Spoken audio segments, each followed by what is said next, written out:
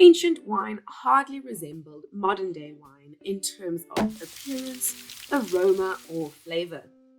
Over the centuries, developments in science and technology has led wine to evolve into the glorious liquid art that we deeply appreciate today.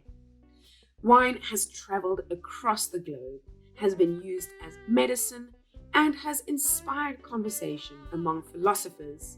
It is scattered throughout history with great cultural importance. The Latin phrase in vino veritas sums it up pretty well, meaning in wine there is truth. In today's lesson, we will look at how wine was made back in the ancient times and which of those winemaking practices and techniques have stood the test of time and are still used today. We'll discuss these ancient techniques and how they benefit wine. A warm welcome from all of us here at Shore Academy. Here at Shore, we strive to equip you with knowledge and skills to help you reach your dreams and goals today. Today, in Lesson 8 of your Professional Diploma in Wine Appreciation, we are going to learn about wine then and now. My name is Julia Blaine. I'm a qualified winemaker with nearly a decade's experience in the industry, and it's my job to share all of my knowledge that I've gained so far about the wonderful world of wine with you. By the end of today's lesson, you'll be able to have a discussion about how wine was made in the ancient times. You'll be able to list defining moments that shaped the wine industry over time and led it to. Ancient wine hardly resembled modern-day wine in terms of appearance, aroma, or flavor. Over the centuries, developments in science and technology has led wine to evolve into the glorious liquid art that we deeply appreciate today. Wine has traveled across the globe, has been used as medicine, and has inspired conversation among philosophers. It is scattered throughout history with great cultural importance. The Latin phrase in vino veritas sums it up pretty well, meaning in wine there is truth. In today's lesson, we will look at how wine was made back in the ancient times and which of those winemaking practices and techniques have stood the test of time and are still used today. We'll discuss these ancient techniques and how they benefit wine. A warm welcome from all of us here at Shore Academy. Here at Shore, we strive to equip you with knowledge and skills to help you reach your dreams and goals today. Today, in Lesson 8 of your Professional Diploma in Wine Appreciation, we are going to learn about wine then and now. My name is Julia Blaine. I'm a qualified winemaker with nearly a decade's experience in the industry, and it's my job to share all of my knowledge that I've gained so far about the wonderful world of wine with you. By the end of today's lesson, you'll be able to have a discussion about how wine was made in the ancient times. You'll be able to list defining moments that shaped the wine industry over time and led it to where it is today. We'll also compare the properties of different fermentation vessels, in particular the egg, and we will learn about why it is used and what impact it has on wine. But before we dive in, I'd like to recap on last week's lesson challenge. Last week, I encouraged you to design your own experiment and investigate wine oxidation. Over a couple of days, the wine should have started to develop characteristic traits of oxidation. In other words, aromas and flavors of bruised apple, dried fruits, and nuts, like those that you would find in sherry. The wine should also have turned brown, become dull, and lose its freshness. Did this happen in your experiment? Remember to share your results with us using the hashtag #ShoreWine. Ancient wine was pretty intense stuff. It would have been hazy, had a lot of sediment and MOG, which is matter other than grapes, like stems, seeds, and possibly insects. Wine would have been oxidized and fermented by a mixture of yeast strains and probably tasted like vinegar and all sorts of weird and wonderful flavors. It is probably for this reason that wine was pretty much never drunk straight, but it was always diluted to some degree. This was for various reasons. Firstly, water was not drinkable, so it was believed that adding wine to water had a purifying effect.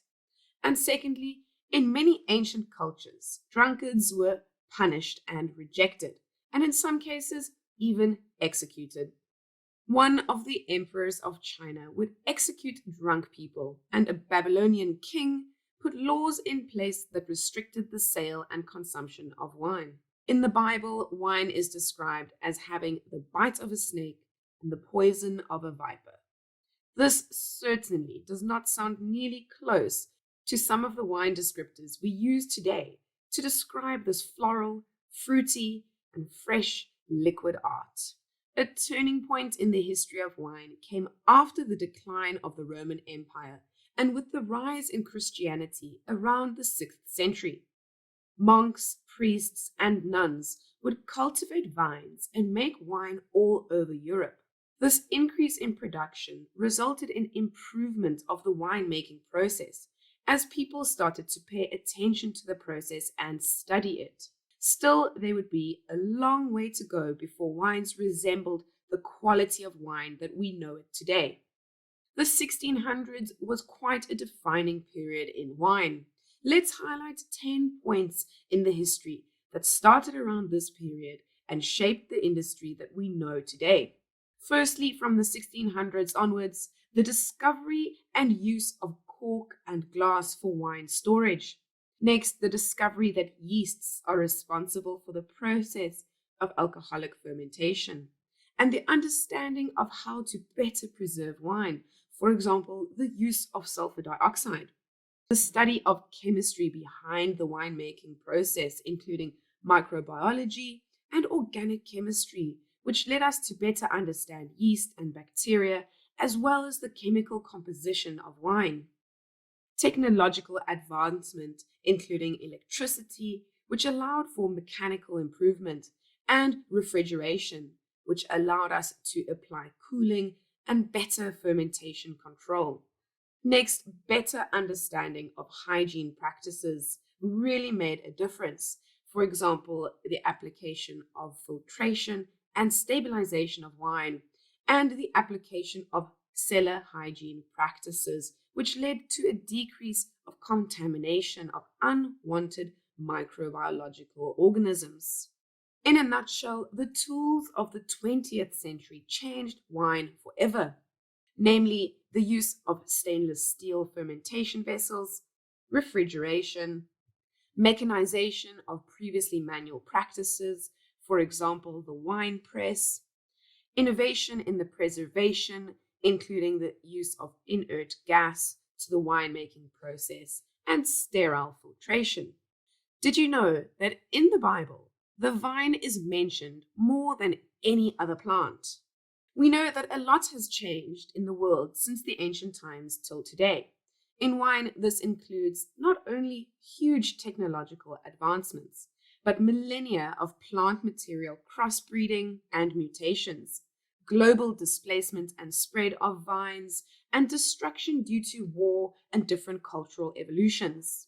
Archaeologists have found clues in ruins about ancient winemaking processes, which helps to paint a picture of how wine was made right in the beginning. These clues include ancient ruins of wine cellars, wine containers, and wine presses. And let's not forget the visual stories told in ancient tombs in hieroglyphics. Winemaking started in the vineyards, and although I say this a lot, I mean this quite literally.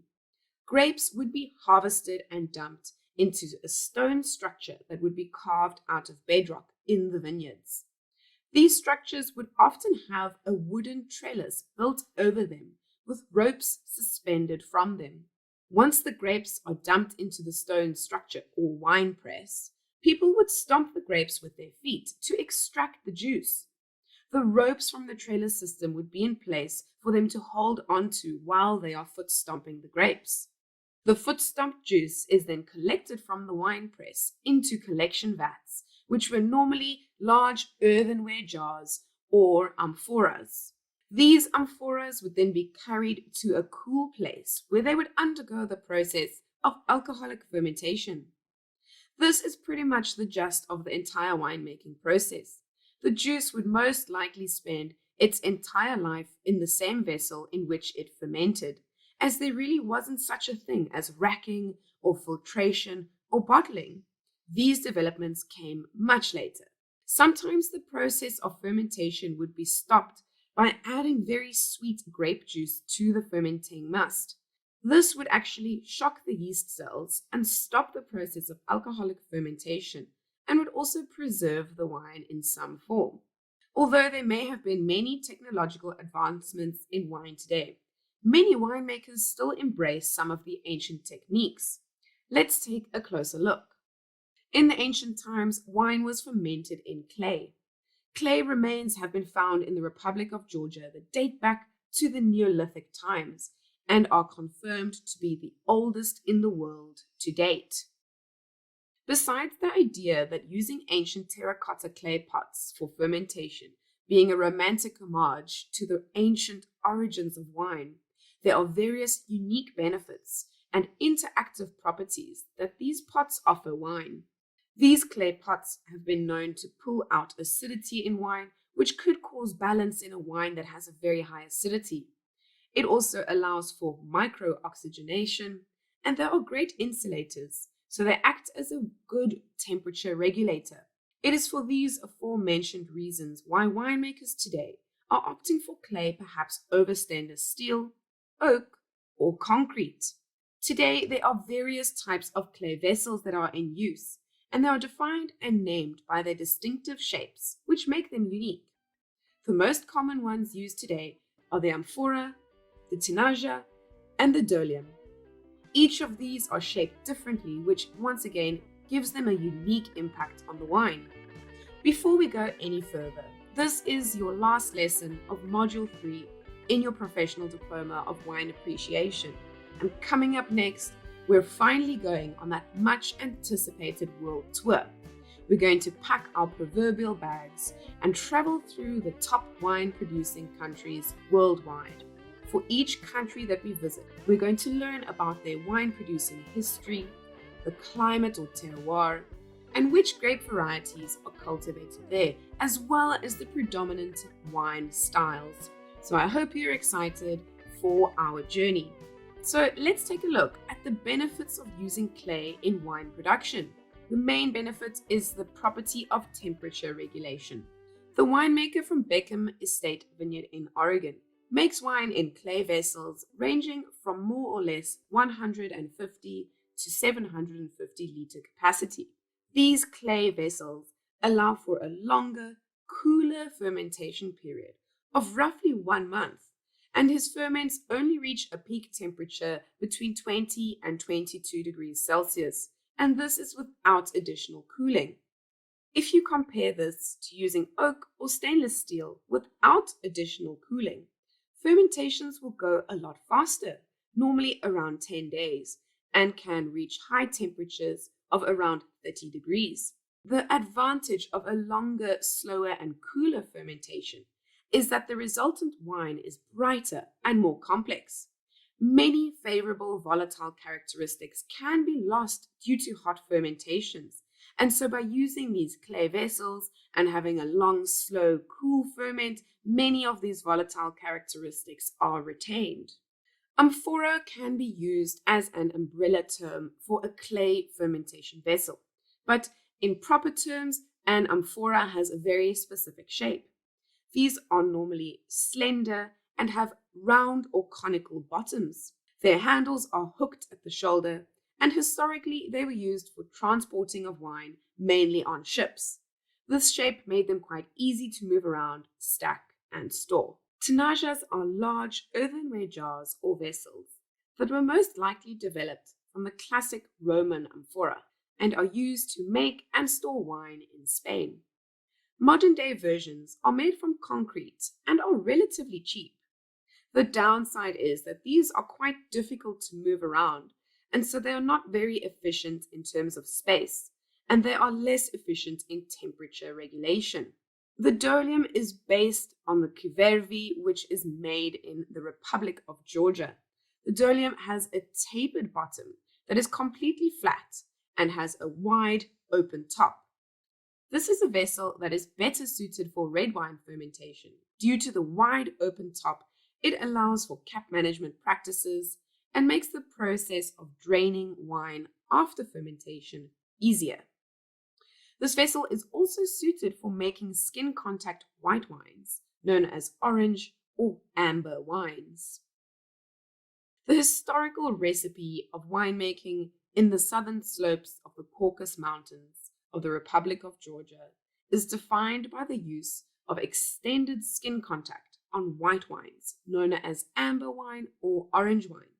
Amber wines are made in traditional Cuvervi, and they spend roughly 6 months on the skins.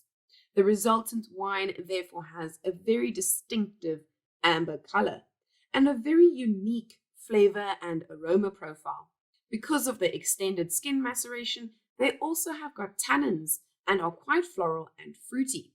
Cuvervi are unique as the earth that is used to make them has got limestone and trace minerals. They are also only made in 2 places in Georgia.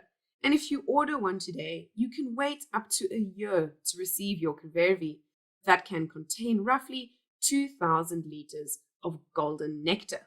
So the main purpose of using a Cuvervi is not to impart flavor on the wine, as they are flavor neutral, but rather the influence on the fermentation dynamics in terms of temperature and oxygen, which are 2 variables that we know are critical influences of the fermentation process. Cuvervi have got thick walls around 4 centimeters, and they are buried underground. This means that they regulate temperature during alcoholic fermentation very well. The Cuvervi is sealed with a stone lid, and once alcoholic fermentation is completed, the temperature drops and the fermentation vessel will form a vacuum, causing the cap to submerge and the stone lid to seal tightly. On top of this, these Cuvervi are lined with beeswax before being filled, which limits the amount of microoxygenation during and after alcoholic fermentation. Next up, we're going to look at the egg-shaped fermentation vessel and how it impacts wine. We'll be looking at the function of the shape, the material, as well as how wine ages in these types of vessels. You will have received the course outline in your starter packs, so make sure you reference them as you go. We will be keeping an eye on each of your practical skills that you are developing and demonstrate how you are building them up in each lesson and each module. Remember, your course is a 16-week course, which consists of 4 modules. Module 1 is basic, Module 2 is intermediate, Module 3, which we are wrapping up today, is advanced, and Module 4 is considered proficient. You are only 1 module away of receiving your professional diploma in wine appreciation. Well done, and keep up the brilliant work. Although these clay vessels are wonderful in their own right, we can already see a few challenges surrounding getting your hands on them. Firstly, they are very rare and they take a lot of time to make and will not come cheap. Secondly, transport. Once you've acquired your amphora, you need to somehow get it into your cellar. The concrete egg is the modern-day alternative to the Cuvervi. Concrete wine containers have been around for a while, but in 2001, Michael Chapoutier collaborated with a French company that has been making concrete wine containers since the 1920s. Together, they made the first wine egg as an alternative to the Cuvervi, which has been around for 8,000 years. The main idea behind the shape of the egg is to use this shape of the vessel to influence the wine in terms of taste and structure. The belief of the egg is that the liquid inside will be in a natural vortex. This is due to the shape of the vessel. The smooth sides with little resistance and no corners. The theory behind this is that during the process of alcoholic fermentation, the activity of the yeasts sends some wines to the top of the fermenter, Once it's at the top, it cools and will sink down to the bottom, which creates a current. This current will then stir up the lees as a result and keep it in suspension during the entire process of alcoholic fermentation. So this is essentially a natural form of batonnage performed by the yeast and currents throughout the entire alcoholic fermentation process. We know that batonnage improves the flavor and texture of a wine. So naturally, the conclusion is made that this vortex will improve the flavor and the texture of a wine that has fermented in an egg-shaped vessel. Did you know that world-renowned cooper Francois Frères designed the first oak egg in 2011, and it was exhibited at a trade show in Milan and is truly a work of art? This oak egg will set you back $30,000 a piece. Egg-shaped fermentation vessels are also available in permeable plastic, which is quite popular as the wine inside gets all the benefits of the shape and micro-oxygenation. They are also more affordable and easy to clean because they weigh much less. They're easier to move around the winery, so they're way more practical than their concrete counterparts. The only downside is that they maybe don't appear as impressive as a beautiful amphora, a concrete egg, or an oak egg. Ceramic eggs are very easy to clean and are completely inert. They are made with microporous ceramic material and might be the biggest slip cast object that is made in this material. Ceramic eggs, however, are quite fragile, and their walls are much thinner than those of a concrete egg. To accommodate the fragility of these egg-shaped fermenters, they need to stand on a specifically engineered stand to absorb vibrations or shock to ensure stability. On the upside, these eggs are much lighter than the concrete ones, which make them easier to move around the winery and reduce the freight costs. Concrete, along with other materials like terracotta and permeable plastic, are used to make the egg-shaped fermenters as they are porous and they allow for slow doses of oxygen to enter the wine. So why the concrete egg? In this vessel, you will have the benefit of the shape that's similar to the amphora that creates the natural vortex, as well as the benefits of microdoses of oxygen in the must and wine, which is favorable for fermentation and maturation. Another benefit of using concrete as a material is that it is flavor neutral and it won't have an impact on the wine, like, for example, oak. So what happens to a wine when it ages in clay? If the clay vessel has not been purposefully lined with beeswax to decrease microoxygenation, wines that are matured in clay vessels will have quite surprising results. Firstly, due to the porosity of clay, the rate of microoxygenations in wines is much higher than that compared to wines maturing in oak or other vessels. This introduction of oxygen encourages the development of tertiary flavor and aromas in the wine, and also encourages the softening and integration of tannins. Tertiary flavors and aromas include those of nuts, dried fruit, spice, and chocolate. Due to the fact of this increased rate of microoxygenation in these vessels, wines mature much faster than those maturing in oak, for example. In fact, in a direct comparison, they are actually ready in about half the time. Concrete eggs are favorable for maturing wines in, as the shape is believed to encourage constant and gentle circulation of lees or batonnage, which, as we know, adds to the wine's structure, mouthfeel, and complexity. Red wines that mature in concrete eggs are found to be more complex and evolved or integrated than red wines that are matured in stainless steel or oak. Wines that are matured in concrete eggs will most likely be racked into stainless steel before being finished before bottling. So let's take a look at some pros and cons of using the concrete egg. Concrete eggs offer better properties of convection or your vortex and microoxygenation than stainless steel vessels. They have a neutral flavor impact on wine when compared to oak. They last for many, many years. Their huge mass acts as a temperature buffer, so they are good at regulating temperature, and they're very easy to clean. On the downside, the cost of a concrete egg is twice as much as a stainless steel vessel per unit. Other shaped concrete fermenters are roughly the same price as a stainless steel fermenter per unit. Concrete eggs are also very heavy and can therefore be quite impractical to move around, and very expensive freight costs due to their weight. And also, if you don't look after them properly, they can crack. For example, don't wash it with a high pressure hose or with very hot water, because they tend to crack around their fittings. A quick reminder, all of your summary notes and slides are available in your toolkit and will be really worthwhile to keep as a resource at your fingertips beyond this course.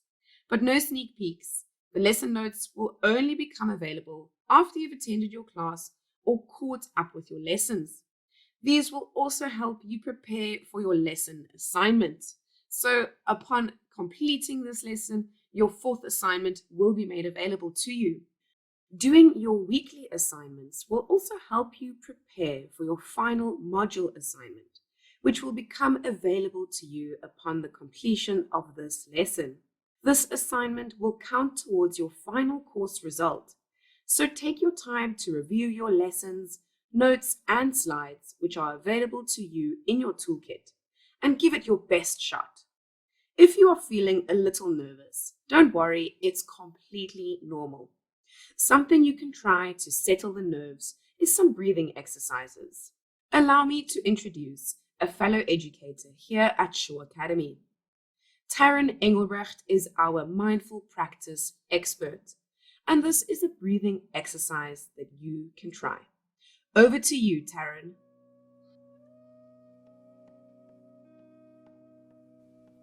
Begin by taking note of any particular sensations in your body. Now notice any sounds around you. Maybe the whispering wind, people calling, traffic. Return to your body and find your heartbeat, gently letting your attention rest there for a few beats. Then take in 3 deep breaths.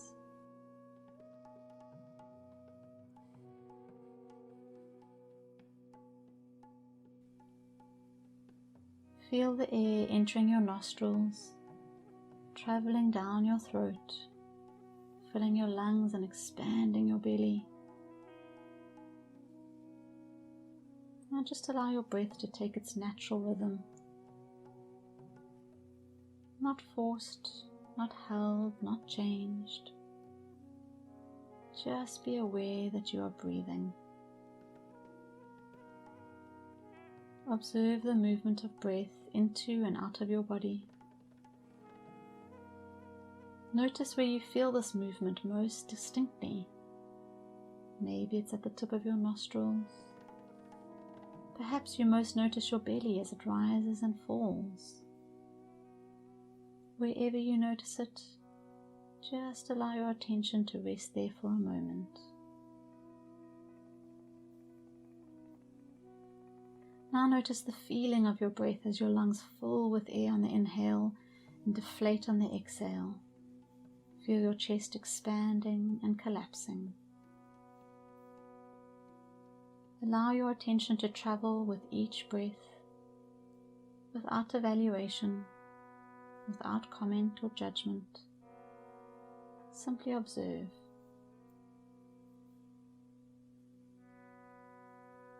Begin to observe the cycle of each breath, from the beginning as it enters your nose or mouth, as it moves deeper and fills the lungs, expands in the chest and settles in the belly, and observe it as it leaves the body, deflating the belly and chest and moving out of the nostrils. Remain present for another cycle, just letting your attention rest gently on the awareness of your breath. Every time you realize your mind has wandered off the breath, and this will happen often, simply note this and then bring your attention back to the feeling of the breath. It doesn't matter how many times your mind wanders, Just keep returning your attention back to breath each time. When distractions arise, there's absolutely nothing that you need to do. Don't judge or analyze. Don't berate yourself. All you have to do is breathe. Wherever these thoughts go, simply observe them and return to the moment. Recognize that they are just thoughts. They have no power over you. Whatever the content or whatever emotions they bring, don't try to suppress it or ignore it.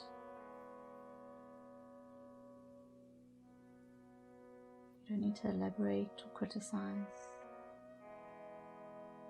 Just observe, accept, and move back to your breath. Do this each time the mind wanders.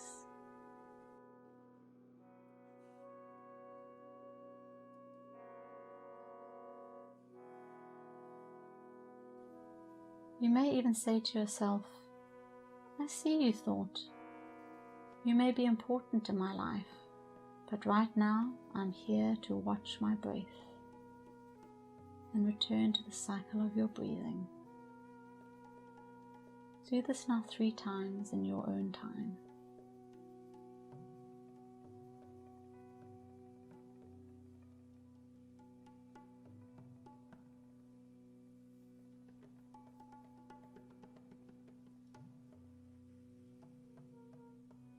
When you're ready, start to notice your heartbeat again and any physical body sensations. Take note of any noises around you.